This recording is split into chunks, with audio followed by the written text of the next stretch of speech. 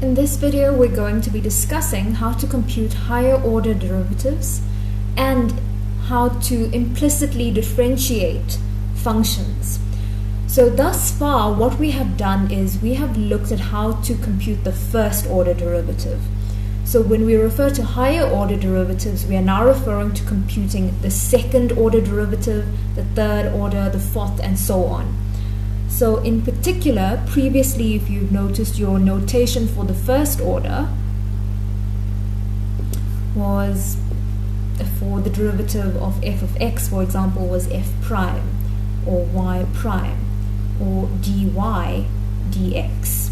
So it is all amongst these there, and there are some others which were used in your textbook. So if you wanted the second order, of course,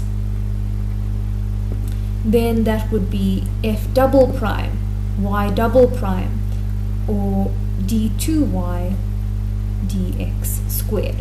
Right, just so that you're familiar with how the notation is written. So in general, for the nth order derivative, so instead of writing that many primes, we will just abbreviate this as f to the bracket n to denote the nth order. Similarly here, y to the power bracket n. It's not really a power, but just a notation. And then similarly, in this case, dny dx n. Right, so ensure that you understand what is being asked. And of course, before, you would have also seen the following: dx of your function f of x. So you could expect to perhaps see something like that. So if I wanted the second order derivative, this would then be dx of f prime. So you're taking the derivative of f prime of x. So now that we have an understanding of the notation, how are you really computing this? So if you have the first order derivative and you want to compute the second, then it amounts to doing what I just explained in this notation. It is the same as taking the derivative of the first order derivative. If you wanted the third order derivative, then it amounts to taking the derivative of the second order. So if you want fourth order, take the derivative of the third order. So always take a derivative of the preceding. So in particular here, we would like to compute, we'd like to find all of the derivatives, so for as many orders as possible. And here we have that y is a function of x, and y equals to x cubed plus 6x squared minus 7x plus 15. So let's start with y prime. So just follow your procedure. What is the derivative of this function with respect to x? That is going to be 3x squared plus 12x minus 7 plus 0. So I'm not going to write down the 0. Now we want the second order derivative, so y double prime. So that amounts to computing the derivative of the first order. What is the derivative of 3x squared plus 12x minus 7? So that's just 6x plus 12 plus 0. The derivative of a constant is always 0. Let's compute the third order derivative.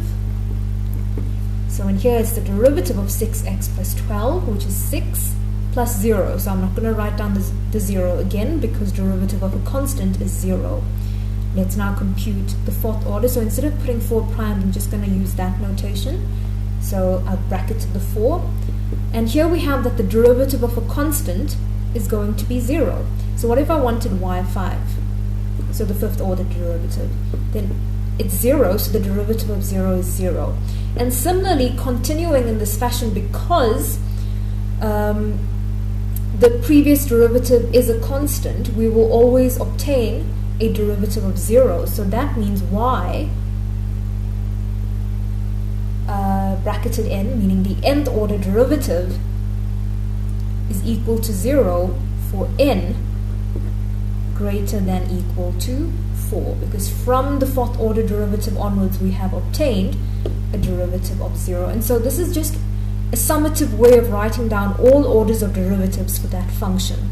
So ensure that you are able to do this. So computing a higher order derivative just amounts to taking the derivative of the previous order that you already have. Right, the next thing that we need to cover is implicit differentiation. So in this case, you will be given a function and you would be required to compute a derivative. In this case, we want the higher order derivative. This is the second order. So that means we need to differentiate y with respect to x twice. But observe here that we are not given y as the subject of the formula. So in this case, when it is difficult to rewrite y in terms of x as a function of x, then we use a procedure called implicit differentiation, when we are required to compute the derivative of y with respect to x, in this case the second order. The procedure is, so differentiate both sides with respect to x, because remember we are differentiating y with respect to x. So we're going to take the derivative with respect to x of both sides respectively. And in doing so, whenever you are implicitly differentiating something, find out with respect to which variable are you differentiating, and then differentiate both sides with respect to that variable. In this case, it is x. And when doing that, always take note of the first formula that you had started off with, because at some point in the solution, we might be substituting this back in to get out our simplified answer. So that's why I put an asterisk next to that. So now let's proceed with our strategy. Differentiate both sides with respect to x. So that means I'm taking the derivative with respect to x of x squared plus 4y squared, and the derivative with respect to x of 4. Now note in here that y is a function of x, right? We are computing the derivative of y with respect to x, right? So what is the derivative of this function with respect to x? So x squared is just going to give us 2x, but now we've got 4y squared and y is a function of x, so we're using a form of the chain rule in here. So the derivative of 4y squared is 8y, but then it's being multiplied to the derivative of the inner function, which is then dy dx. And so that is the derivative with respect to x of the left-hand side. And so what is the derivative with respect to x of the right-hand side? It is just 0, because that was a derivative of a constant. And remember, what is the entire aim of this problem? We want the second order derivative of y with respect to x. So in order to get the second order derivative of y with respect to x, we need the first order derivative of y with respect to x. So we're going to make that the subject of the formula. So how do I do that? So 8y times dy dx is then equal to minus 2x. And therefore dy dx is equal to minus 2x divided by 8y. And then I can just simplify that, because I then know that this is negative x divided by 4 times y. So now I have a formula, or I have the answer for the first order derivative of y with respect to x. And so I'm going to call this one double star, because this is also important.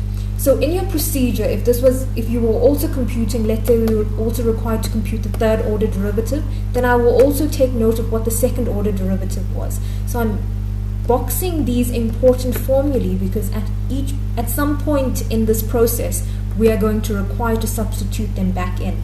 So keep that in mind. So now I'm at a point where I can compute the second order derivative, since I have the first order derivative. But notice that the first order derivative is now a quotient. So in order to compute the derivative of the quotient, I'm going to have to use the quotient rule. So I can view this as some function u and this as v. So using your rule, so remember y prime will then be equal to the denominator squared. I'm just rewriting down your quotient rule times the denominator, then multiply to the derivative of the numerator minus, and now I reverse what's happened, u times v prime. So that's the procedure that we're now following. And so starting off here, this then means that the second order derivative of y with respect to x is then equal to, so following this formula, denominator squared, so it's 4y squared. Then I write down the denominator. I'm now going to multiply to the derivative of the numerator, which is minus 1, because derivative of negative x is minus 1.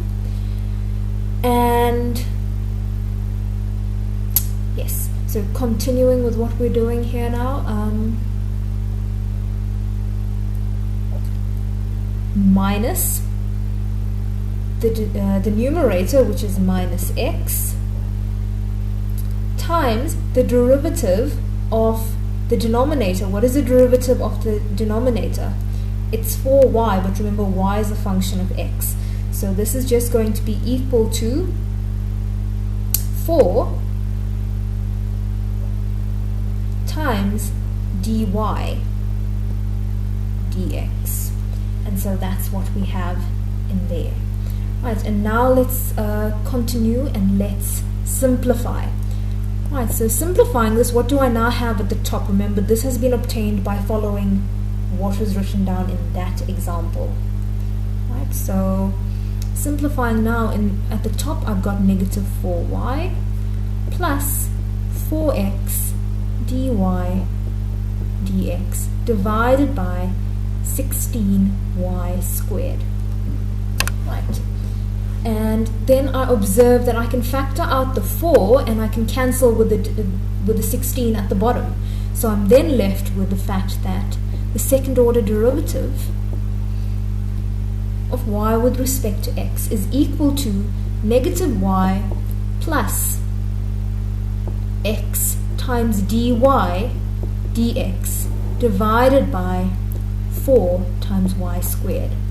And so now I've reached a point where I have obtained one form of the solution, but observe that I'm not yet done, although I have followed the procedure in its entirety to compute the second order derivative using the quotient rule. I'm not yet done because I still have a derivative within this answer. So how do I get rid of that derivative? I can now substitute in dy dx in there. So substitute double star in here. Right, so if I substitute double star, then the second order derivative is now equal to minus y plus x times the first order derivative, which is negative x over 4 times y divided by 4y squared. And now I just need to simplify as much as possible. And let me just grab out the next page. Right, so in this step I've got minus y, right, and then there's a negative, so it's minus x squared divided by 4y, yes, divided by 4y squared. Is that correct? Yes, so far so good. Right, and so now in the next step, observe that I've got negative y, and from it I'm subtracting a fraction. So I'd like to simplify what's in the numerator. So looking at what's in the numerator, so just looking at the top, if I have a common denominator of 4y, then that means that I'm then left with negative 4y squared minus x squared, and then I'm now dividing by 4y squared. So I can then invert and multiply. So if I invert and multiply, what do I then obtain? So when I do that, I'm then left with negative 4y squared minus x squared divided by 16y cubed. Right? Because when I invert and multiply, then that is being multiplied to that, and it falls into the denominator. So that means that this is what I have so far, that the second order derivative with respect to x of y with respect to x is now equal to that. And thus far, what have I done? I have differentiated both sides with respect to x, got the first order derivative, then differentiated the first order derivative to get the second order derivative. I then got rid of the first order derivative by substituting back in there, and I've simplified to this point. But I haven't yet made use of that bit of the formula. So now observe that looking at what I have written here, if I factor out the negative sign on the top, I'm left with x squared plus 4y squared. But x squared plus 4y squared coming from the original formula is equal to 4.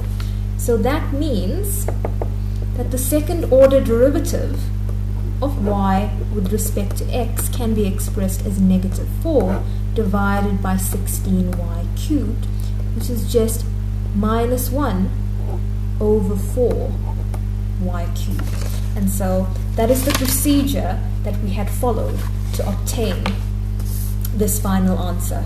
So remember, when you are implicitly differentiating with respect to some variable, start off by differentiating with respect to that variable on both sides of the equation, and then differentiate for as many times as you would require. So once you've got your first order derivative, compute the second. If you needed the third order, then once you found the second order derivative, then compute the third. And follow through as many times as you require by simplifying and substituting in